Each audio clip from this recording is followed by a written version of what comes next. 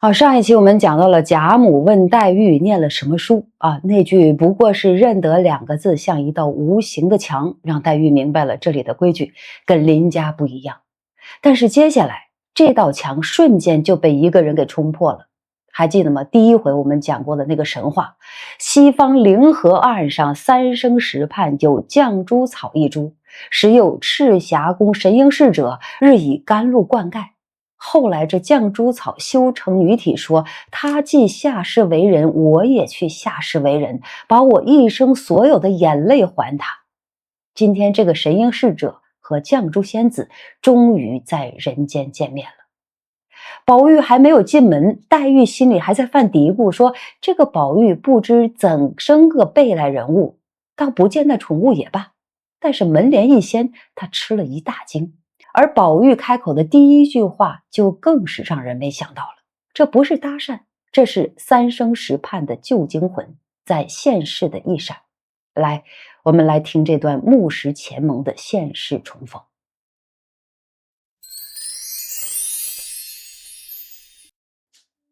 一语未了，只听外面一阵脚步响，丫鬟进来笑道：“宝玉来了。”黛玉心中正疑惑着，这个宝玉不知是怎生个贝赖人物，懵懂顽童，倒不见那蠢物也罢了。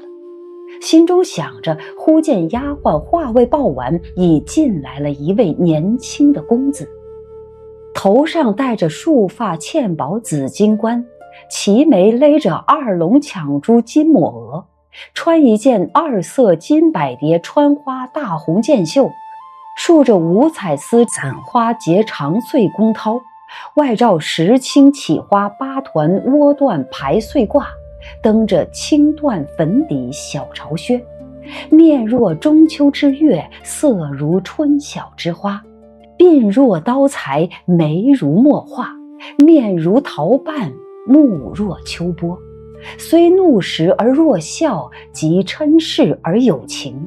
项上金翅璎珞，又有一根5色丝绦，系着一块美玉。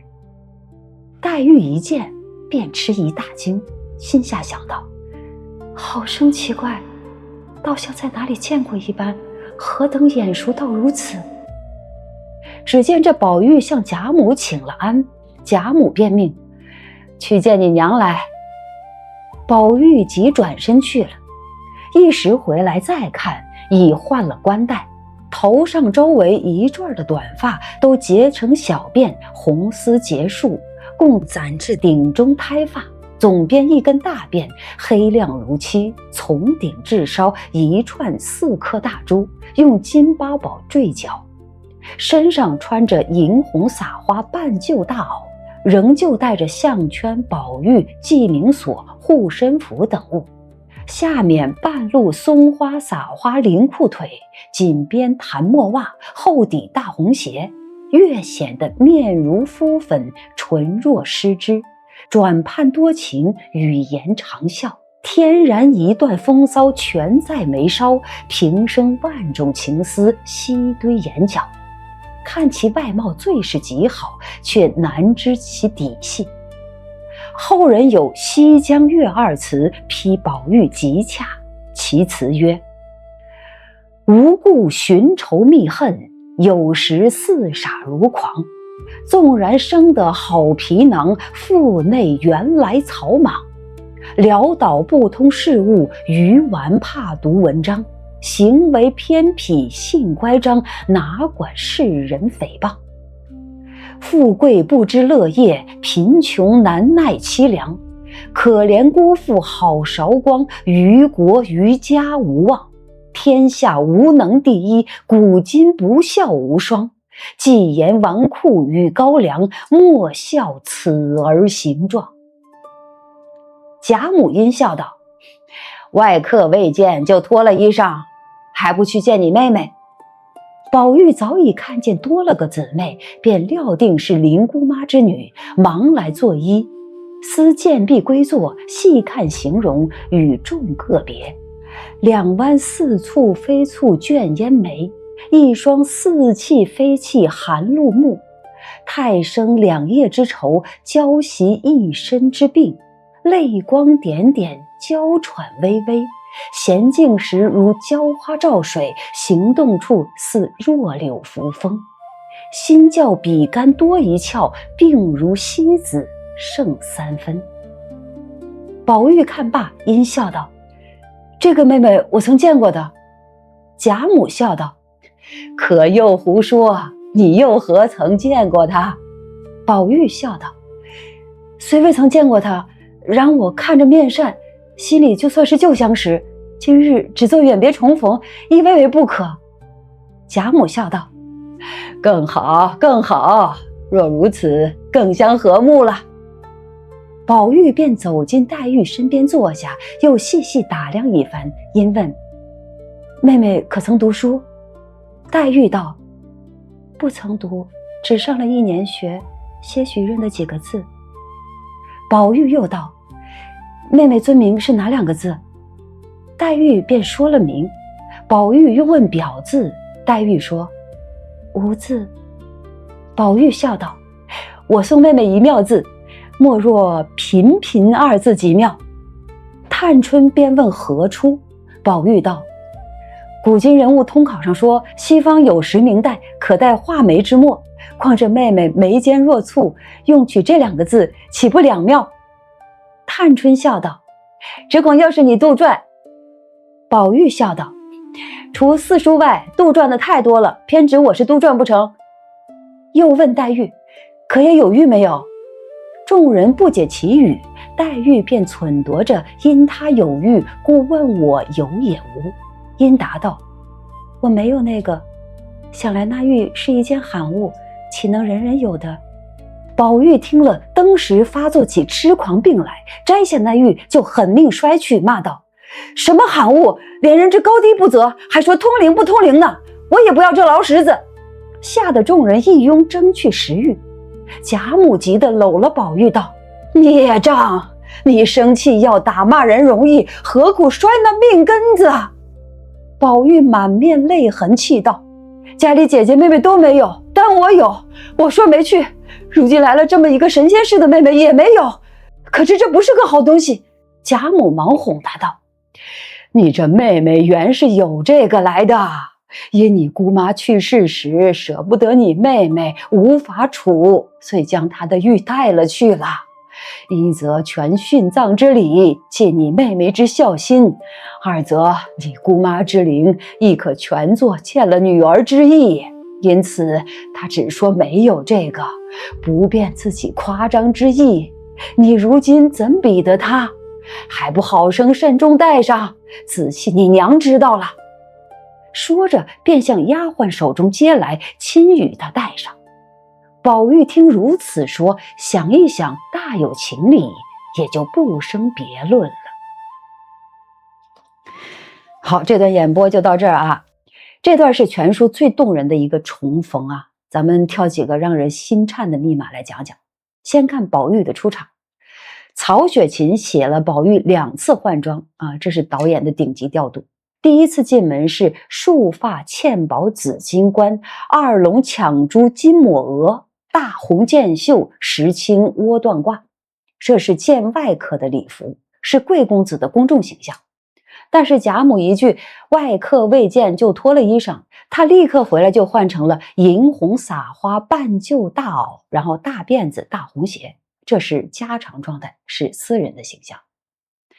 这个换装极其重要啊，说明宝玉在贾母面前是有特权的，可以随意切换状态，不必一直端着，也暗示他见黛玉不想用贵公子的面具，想用最真实的样子。而且您注意，第2次是半旧大袄，又是半旧，跟王夫人房里的家具是一样的。真正的世家不需要崭新来证明自己。那么再看那句好生奇怪，倒像在哪里见过，这是木石前盟的现世感应啊。黛玉见宝玉是大吃一惊，心里说何等眼熟到如此啊。宝玉见黛玉是直接脱口而出，这个妹妹我曾见过的，木石前盟于此兑现。这可不是宝玉会说话啊，这是神瑛侍者的灵魂认出了绛珠草。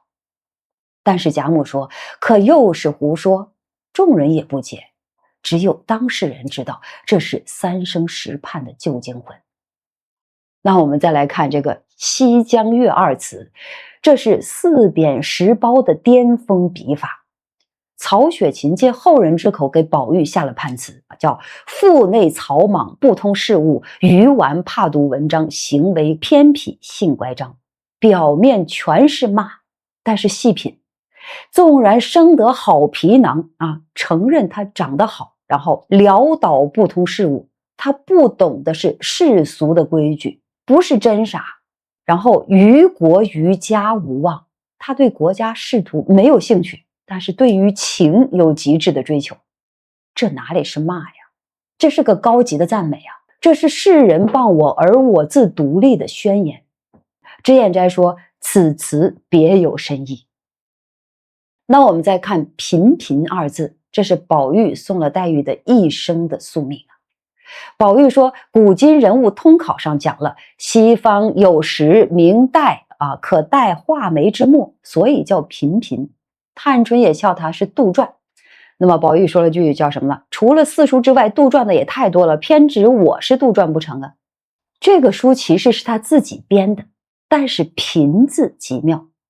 黛玉眉间若蹙，一生皱眉，含愁病态还泪都在这个字里。后面宝玉挨打，黛玉哭肿了眼睛，宝玉叫她平儿，就是这个字的宿命。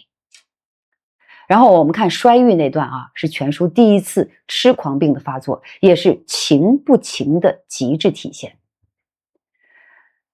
宝玉问黛玉可也有郁没有？黛玉说没有。宝玉登时就发作了，狠命率玉，骂道什么罕物，连人之高低不择，还说通灵不通灵的，我也不要这劳什子了。众人吓傻了，但宝玉的逻辑是家里姐姐妹妹都没有，单我有，没去。如今来了这个神仙似的妹妹也没有，可是这不是个好东西。他对有情的人用情，对无情的物也要求他有情。这个玉通灵，但是不通人情，因为他让黛玉没有，所以是不是好东西。这是贾宝玉情不情的哲学起点，不仅对有情用情，对无情也要赋予情。那么咱们接下来看贾母编的谎话啊。贾母急中生智，说黛玉原来也有玉的，因姑妈去世时舍不得她，将玉带去殉葬了。这个谎编的极妙，既解释了黛玉为什么没玉，又全了殉葬之礼的孝心，还给了宝玉台阶下。但细想极悲啊，黛玉确实没有玉，她只有眼泪。贾母的谎话是用世俗的逻辑来安抚一个情痴的疯狂，这个细节写进了贾母对孙子的溺爱，也写进了宝玉与这个世界的格格不入。那么在这一段里，我们顺便提一句成长阶段的一个词儿啊。这段里宝玉头上周围一转的短发都结成小辫子啊，这是清代男子未成年的发型。古人男子成长阶段从总角啊，也就是童年时期扎着羊角辫，然后到束发，也就是成童，也就是小孩长大了，大概10几岁的样子，就把头发束为髻，然后之后就是弱冠20岁左右就行冠礼了。